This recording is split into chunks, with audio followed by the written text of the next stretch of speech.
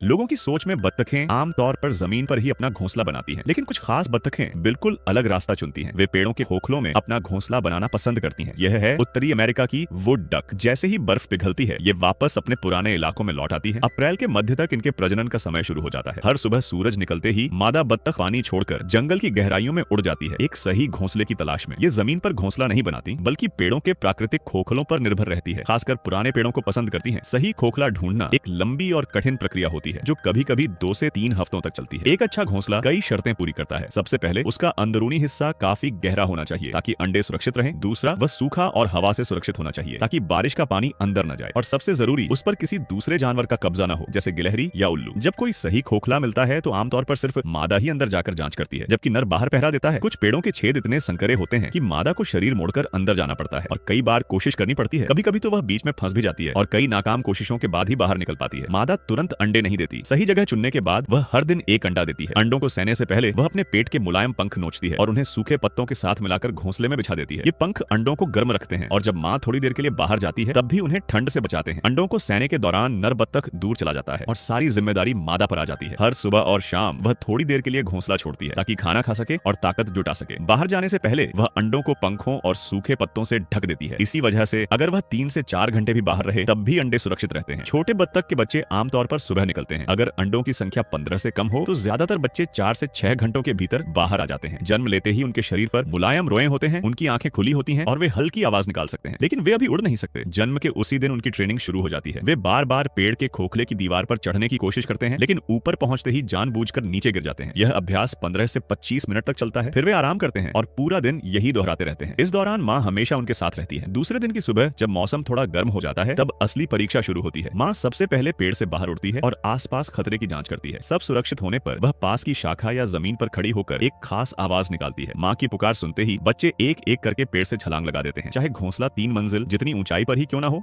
उन्हें चोट नहीं लगती। उनका शरीर बेहद हल्का होता है और मुलायम रोए गिरने का झटका कम कर देते हैं। मां नीचे खड़ी होकर उनका इंतजार करती है। अगर कोई बच्चा देर करता है तो वह उसे जल्दी आने के लिए पुकारती है। सभी बच्चों के नीचे आने के बाद भी वे तुरंत पानी में नहीं जाते। मां सबसे सुरक्षित रास्ता चुनती है और बच्चों को घास और झाड़ियों के बीच से ले जाती है ताकि वे किसी नदी या तालाब तक पहुंच सकें। अगर मौसम ठंडा हो या बारिश हो रही हो तो मां बार बार रुककर बच्चों को अपने शरीर से गर्म रखती है, लेकिन उसके पेट के नीचे जगह सीमित होती है, इसलिए कुछ बच्चे उसकी पीठ पर चढ़ जाते हैं। तमाम खतरों से गुजरने के बाद आखिरकार वे सुरक्षित पानी तक पहुंच जाते हैं। अगले 2 से 3 महीनों में ये बच्चे तैरना, गोता लगाना और उड़ना सीखते हैं और धीरे धीरे स्वतंत्र हो जाते हैं। फिर अगले साल वसंत में इन्हीं में से कुछ वापस लौटेंगे अपने लिए एक नया पेड़ का खोखला ढूंढने। अगर आपको वुड डक की ये अनोखी कहानी पसंद आई तो वीडियो को लाइक करें, चैनल को सब्सक्राइब करें।